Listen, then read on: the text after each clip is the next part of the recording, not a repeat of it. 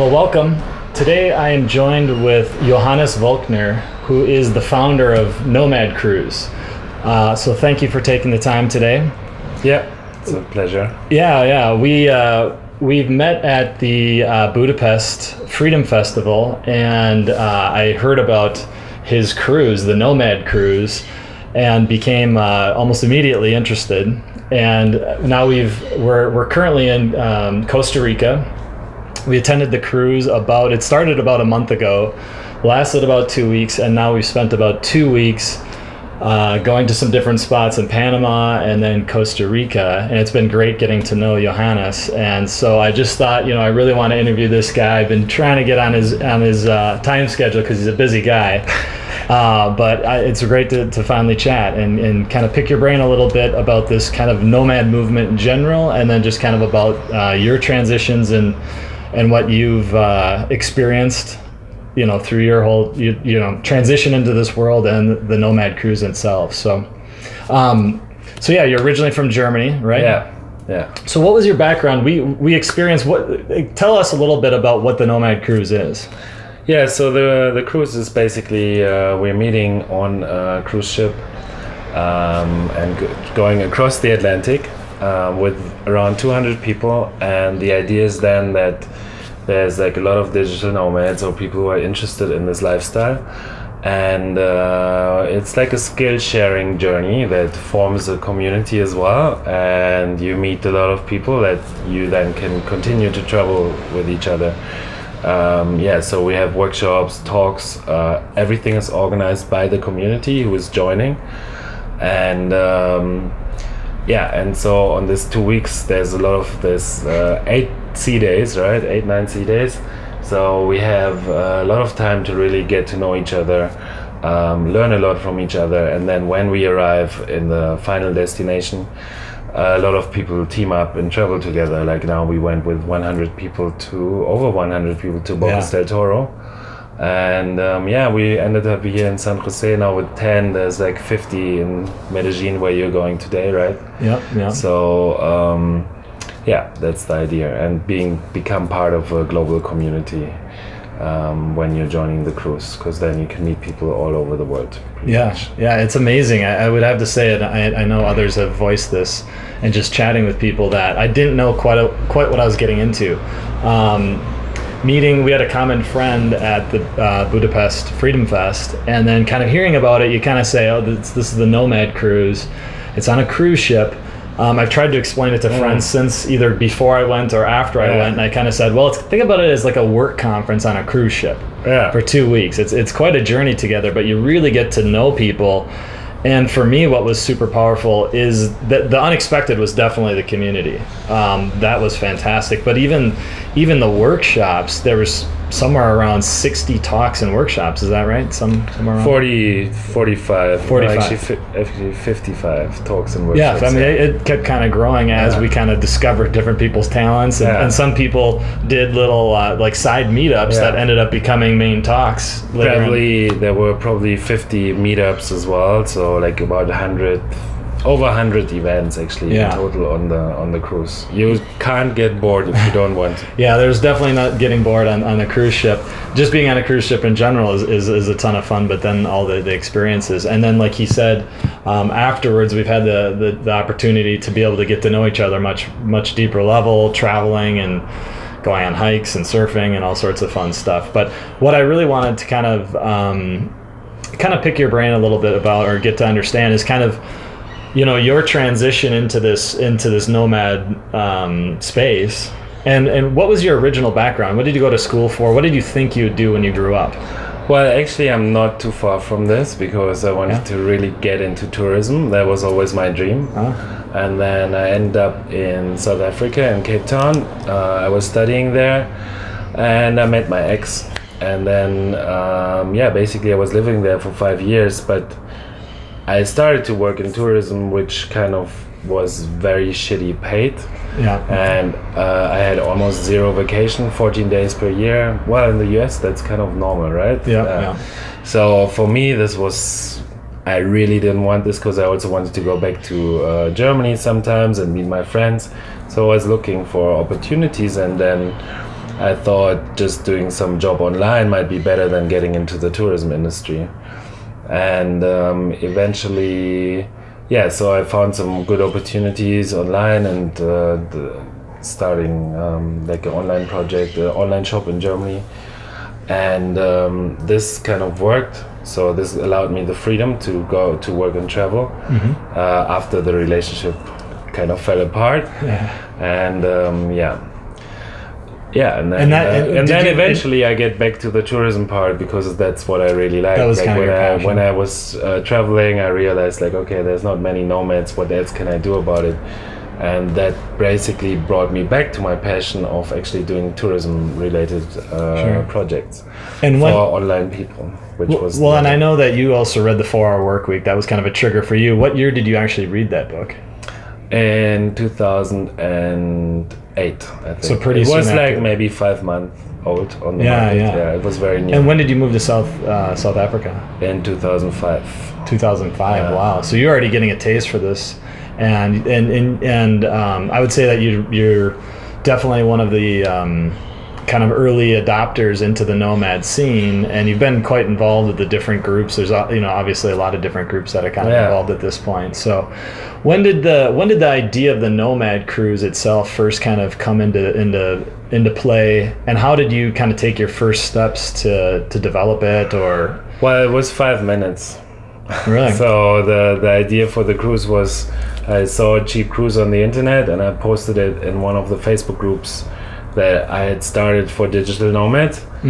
And and then it kind of then this evolved. We were like, after 3 weeks, 100 people had booked. All I did is I posted a cheap travel deal and I said, let's go. That's it. Just let's go. And there was a lot of interest, and then we went on this trip. So this wasn't really... And that was the Nomad, the first Nomad cruise. That was the first Nomad cruise, and then I saw there's a lot of interest in this. So we started a website 1 week before the ship started, the cruise left, and we printed some T-shirts and a flag. And then I talked to the cruise ship company, and we got for free, like we got to use the disco for free for 2 evenings and something. So we had like a mini conference on the first cruise, and we just met and did meetups basically. Yeah, more of the meetup style. And you kind of did, updates, and you've gotten feedback and kind of built it to what it is now. And then we just improved it every time. A bit more. Sure. So in hindsight, would you recommend to somebody starting out, they have an idea, do you recommend kind of launching and figuring it out as you go, or having a little bit of strategy to it, or what's your... It depends. I would not overthink it too much, and I would take it like very small steps, because that's the most important thing. I mean, whatever, if you have like this big idea and maybe you don't have the funds or the investment to start this massive thing, like for example, for everything that you're doing for people, you first need to build a community. If you're doing like the cruise, I built like the foundation of the community already long time before we started the cruise, by just being very active on the internet, organizing some meetups in Tarifa in southern Spain. And I spoke at 2 conferences. So if you're doing anything people related, you need to like start there, and not just say like, okay, now I'm gonna open this house or this organize these events. That would be like the second step. So just small steps is very important, and then not overthink it. Sure. There's also the lean startup. So basically, just like really try. I mean, the cruise in the beginning, it was just a post on Facebook. I saw there are people interested, and then we built everything afterwards, and we learned from the feedback what people gave, and but everything is like just really one step after another. So what would you say to somebody that, I think a common feeling that when you have this idea that you don't want to necessarily share it with the world too early, you want to have it kind of more perfected so that other people don't take that idea. What's your take with that? I share almost every idea. I mean, I know that usually people don't really steal their idea, and even if they do it, they would execute it completely differently. I mean, I don't really. I think the idea taking is a bit over. Like people are too scared, Sure. but for no reason, because no one. Yeah, usually, I mean, people steal ideas, and like in some parts, I think it's okay to be a bit more observant, or more if you're like, oh, this is so easy, this is like a good thing. Like, I mean, I wouldn't have shared. Well, before I shared the cruise, I thought like, oh, this could be really cool. So I just talked with one person about it, and then Then we did it. Like that was just the 5-minute conversation, and then I shared it. But in general, I wouldn't be too careful. Yeah, it's about the people you know. Like I mean, there can be many other similar projects, but it's about your own network, whether this is gonna work or not. Sure. And everything exists already 1,000 times, so. Yeah, I wouldn't be careful. Well, you've done an excellent job building the community, and that's one thing that I think it just comes from your character and your approach with things. You're very welcoming with everyone, and you've built a great team that's executing very well for you. So, congratulations on that. Thank you. The one thing I wanted to ask you is, what would you say to somebody? Because I have a lot of friends, and I know a lot of people that are in, say, jobs or careers that, because you obviously have kind of a 10,000 foot view on kind of the nomad movement in general. So there's a lot of people that have like real specific jobs, say they're an engineer, or they're whatever, they're in a kind of a career position that they maybe they're not sure how they would move that to an online or transfer that to an online. Any recommendations or suggestions on how to kind of boil down how you could make this transition into this life for somebody that has a more set career path? More set, yeah. I think for some jobs it's actually really, really complicated. Like if you're a plumber, then well, maybe you can sell manuals and ebooks but you need to learn first the whole online marketing part. So for some jobs, I think it's very complicated. You just need to basically save money and then maybe find your own path. Sure. I think the most important thing, though, no matter what you're doing, and if you want to do this or you want to go the direction, the most important thing is that you connect to people who have the same goal or who are doing this already. Sure. Because you can just be by yourself, or you can just if you don't connect to people, then they won't remind you that you want to do this. You won't get any motivation. Other people will just tell you like, no, don't do it. So I think the most important thing is to talk to people. Maybe you find another great business idea that you can do with someone else. Yeah. But there are certainly, I mean, it's always good. Maybe also think about, even if you're an engineer, like what other skills do I have that I could use. Maybe then it's not about engineering, but if you're a very organized person, maybe you can do other jobs as well with this. And maybe as an engineer, maybe there's also things in your company, jobs that you can do online. Sure. And if you just talk to your boss and you tell them like that, either I'm gonna quit, or I can, if you allow me to help you like this. There are also some ways, or you change the company. So, but the most important is to connect to other people, because then they give you a better insight and they can maybe give you some advice as well. Yeah, that's been really helpful for me, and is kind of creating that, like a mastermind or a network of people that are similar, because that's one thing that I've found that's been a real big challenge is people. You talk to people back home, or sometimes your family or whatever else, and they don't necessarily understand it. They haven't done it. They don't know what you know. I mean, one thing I realized is that I was kind of researching the Nomad movement, basically, I think about the summer or fall of 2014. And I was learning a lot and whatever else. And then I was kind of bouncing those ideas off of friends that maybe, or family that didn't necessarily know what I knew. And so it was hard for them to relate. So they're going to typically be very cautious about what you're doing. Yeah, they're just going to give you a lot of criticism. And they're like, you don't want to go from here. And so it's very important. And also maybe if you're thinking about it, then I would go to one of these, and you don't have these people in your area. If you come from some small village somewhere in Germany or in the States, wherever, then I would go on vacation and I would go to one of these hotspots and just take a look there and go to some meetups and just talk to people and ask Sure. questions. And because I mean, in general, it's a very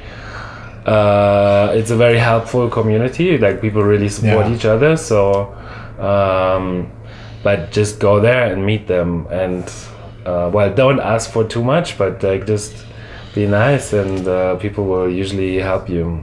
And follow Facebook groups. I mean, that's the first thing as well. If you're Start watching YouTube and communicate in Facebook groups or something and ask you questions or just follow this. But the most important thing is to connect to people. That's one thing that I had an experience with. I started watching people, and it just so happened that I started watching kind of people that were doing the Nomad movement. It just so happened that my friend was getting married in Thailand that fall, late fall. So when I was in Thailand, I made a point to go over to Koh Lanta. There's a co-working space there, and I just kind of popped in randomly one day. I didn't email anybody, I didn't talk to anybody. I just wanted to see it. I just wanted to see it for myself. So I showed up, and I did get the very welcoming, but at the same time, they had work to do. You know, they had their own agendas and everything else, and so we tried to kind of learn as much as I could and observe, and it was really good to just kind of see it in action. And then I started to connect more with people either online or at different groups and events. So now in most major cities, you're going to have a co-working space, but there's not many nomads in these co-working spaces. Like, I mean, in the biggest, the community is still very, very small. So I think it's very good to like really look into hotspots like Medellin. So what are some of the hotspots you would recommend to check out? So I mean, if you're in the States, I would recommend to go to Medellin, because that's very close. You can fly there for like $150, and Colombia is not that dangerous how everyone makes it to be. So Medellin, another big spot in summer is Lisbon. And I've heard great things about Lisbon. Budapest is not as big as Lisbon yet, but also quite and then it's Chiang Mai and Bali. So I think those are like the five major cities where you can meet, and where there's like regular meetups where you actually meet a lot of people who are doing this already. So it's a great excuse to have a vacation. And then also it's like a workation. In a sense, it's kind of investing your time. So what do you see as, I mean, for me, I see this as a really big just demographic shift in general, especially for the millennials. I mean, people just coming out of school that have been out of school for a while, and they're making this transition easier. It's probably a little bit more difficult for people, or a little bit more daunting, a little more overwhelming to step out of their current situation. But any big shifts or things that you see? What are the kind of the newest trends coming up? I just noticed so that everything becomes a lot easier. Like there's more co-livings opening. There's more scenes. The scene is growing. Like if you compare Lisbon to maybe this year and the year before, it's massive, a massive change. Like there was not so much happening last year, and this year it's much more. So this is growing. It becomes easier. There's more and more better tools to work location independent online, like Trello, Skype. Skype has been around for a long time, but it works perfectly with the internet, and also people are more open to give their employees flexibility. So this will become a very, very big trend. It's not going to be about nomads who roam around the world the whole time, but it's about being location independent, and then you go whenever you want. So even if you're living at home, maybe you want to go 2 months or 3 months to Bali, there will be things that are catering for these needs. So I think that if you're like even a little bit interested, it's very important to start making changes now and figuring out like what can I do. Start saving, because start planning. It becomes easier every time. There's better ways to do it. So if you can in a way shift your job a little bit more to online, or you can just have you can even have some properties and have some passive income that can also help you to be more location independent and then live in other places. Because you can even actually have an offline business in your hometown, because these days it's so easy to communicate with your staff back home that maybe that might be also be a good way to do it, just so that your boss just free yourself from the time and, having to be there all the time. Having to be there all the time, yeah. But if you have your own business and you have someone that is running the business and you're overseeing things, then you can do this also from anywhere in the world. And I've met people who are doing this. Yeah, it's amazing. One of the guys that was on the cruise invests in real estate, and he's figured out how to have kind of people on boots on the ground. Yeah. You know, doing those kind of things that need to be done, and then he's you know, kind of built another layer so you can step out of it.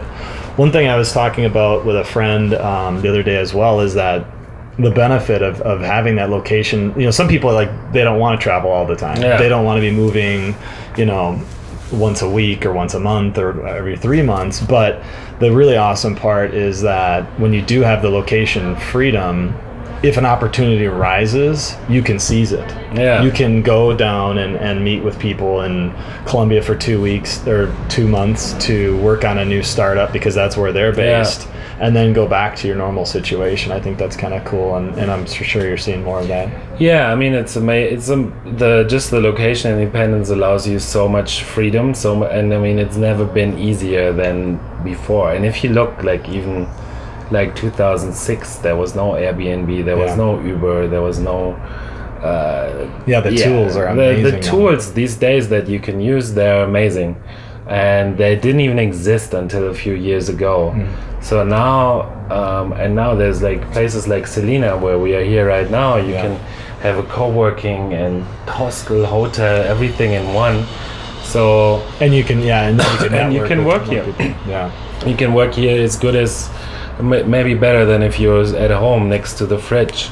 So yeah, it's everything is there. Just I think like the most important thing is just to connect to people and really take the step and go and do this. Yeah. So that would be kind of probably one of my biggest aspects that I'd love to kind of get from you is, ultimately, you know, people start to make preparations, they start to talk to their boss, they start to learn more, they're kind of lining things up, but ultimately there's a point which you got to kind of push that button and make the change, and there's, you know, a lot of times no one likes to say they're afraid, but deep down there's fear based on a lot of things that we do. What would you say to somebody that's, you know, really struggling with the fear part of it, the uncertainty, those kind of things? Well, first of all, I would tell them not to plan for too long, but to just say like, okay, I'm going for 2 weeks or 1 month or 2 months, and maybe you can even do like some program or like a language course, or I mean, there's like many things that you can learn, so that it's like an easy way to, let's say you want to go to Bali. Start not just going there by yourself, but book some kind of program, some yoga, whatever, like whatever whatever interests you, and then you have an easy access point, and they will make sure that you feel comfortable from the very first day. And it's not about like, you don't need to make a big thing out of like, I'm gonna leave for 6 months or 1 year and sell my apartment. Like, many people do it like this, but I think there's no reason to do it, because once you've done it like this, then everything else is easy. Like, the one thing that I did was, I went actually for 1 year after my high school to Australia, and afterwards I came back and I realized, like, that's my very first big learning. I realized, okay, I was 1 year away, I had all these amazing experiences. Everything worked actually quite well, but I also went with the organization that was helping me a little bit in the first 2 weeks when I did it the first time. And then I realized that nothing changed at home. It was all the same. So I went away and I always came back and nothing didn't really change so much. Now there are things more, if you go longer, obviously more things are changing, but it's just like, just do it, and do it for 1 month, and don't overthink it. It's really, things are so easy. Just book a yoga course or whatever, a language course, just something that makes you feel comfortable in the first 2 weeks. Gives you something to do. And then everything else will, like, you will meet people in the first days already, and and stuff. So I think that's really smart. You could kind of create an activity that maybe you've always wanted to do, and also have kind of a co-working spot there that you can start to tap into. They have events, you can start to meet people. And I think that's smart with the transition idea, that you don't have to do it all at once and cut ties. And I kind of did it that way, but in hindsight, I realized that I wouldn't have had to do that. And you can, a lot of times you could either take a sabbatical from work, or a lot of times I've talked to multiple people, even on the cruise, that said they either their bosses embraced the change, or they actually gave them a raise because they became then a contractor, which they got paid at a higher rate. So amazing how that can work out as well. Yeah, no, I think shouldn't be so hard. But I think it's just the important thing not to make things too complicated. Sure. Like, if you want to become a digital, like, when I started to be like a nomad and travel more, like when I was not living in Cape Town anymore, my first thing was I just went to the Philippines and I wanted to go kite surfing. That's it. So I just went there for kiting, and I was like, oh, this is really nice, and I can actually do this work here still. So then I went to South America. I told everyone I'm gonna go for 2 or 3 months to South America, and I came back after 10. So 10 months. So I extended the whole time. I changed the whole plan and everything, but it wasn't planned. I had it maybe in the back of my head that maybe I will extend it a bit more. But everything worked super well, and so I just came back after 10 months. Perfect. Well, I think you have a really good attitude about it, because I think a lot of people do. They overthink it. They're stressing about it. They're really putting a lot of pressure on themselves. And I think it's nice to kind of take a more softer approach. Get a taste for it. See if you want to stay, and maybe you'll extend 10 months. Quadruple. Don't make it so difficult. Like, it's all like everything. That's like with everything. Like, take small steps, and like think. Like, you don't need to quit your job. Like, and make it super difficult. Like, just go there, talk to people, go to the places. Sure. And even if you end up not becoming or going that way, you still had a nice vacation, right? Yeah, exactly. Lisbon, Bali, Thailand, it's all really nice places, and these are as well, so. win-wins. Yeah. So what? So you got this Nomad cruise coming, that they have going. You have a really strong community you've built with that. We just finished the 5th, Nomad Cruise 5. Yeah. When's the Nomad Cruise 6, or what's next for Nomad Cruise, and then maybe what's next for you in general in terms of your so first of all, I don't know when the next cruise is, but it's going to be next year. We're just finalizing this now, and we have some ideas and some trips where we could organize it. Sure. And I mean, the idea will be to grow this a little bit more.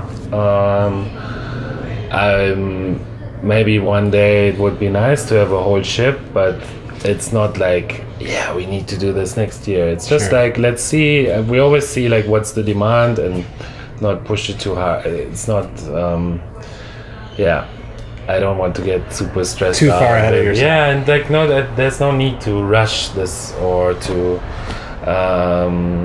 just take it easy, step by step, and learn from the feedback. And we just always have to make sure that it becomes, or try to make every cruise a little bit better than the last one, right? So, so this, that's what's. Any big initiatives for you, just in the Nomad scene in general, or and then new businesses?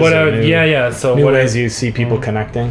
What now that the communities has been growing so much, I think that there's more things than a cruise that we should organize. Sure. So we're looking into this as well, I think, to maybe have more different events that are not related to the cruise, but that help the community to get to know each other better, and skill sharing and learning from each other. And it doesn't necessarily always need to be on a cruise ship. Cruise ships are very good for that, because everyone is locked on the same boat. But now that people know each other a bit better, we can maybe also go to other places and do things there. But all this is just in the making, and nothing is set. And I'm gonna look into this a little bit later in this month.